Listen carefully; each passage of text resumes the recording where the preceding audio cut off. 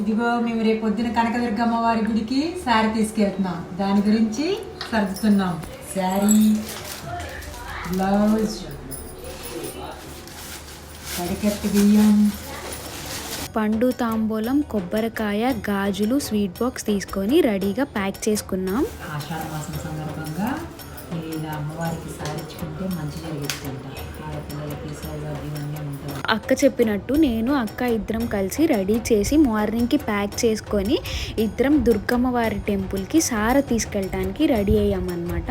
And also భారీ ఎత్తున ఊరేగింపుతో, కోలాటంతో, పాటలు పాడుకుంటూ అంగరంగ వైభవంగా పూజ జరిగింది. అండ్ అమ్మవారికి సార సమర్పించి కుంకుమ పూజలకు వచ్చేసుకొని మేమైతే రిటర్న్ అయ్యాం. అండ్ మీరు కూడా ఎంతమంది ఇలా చేశారో నాకు కామెంట్ సెక్షన్లో కామెంట్ చేయండి.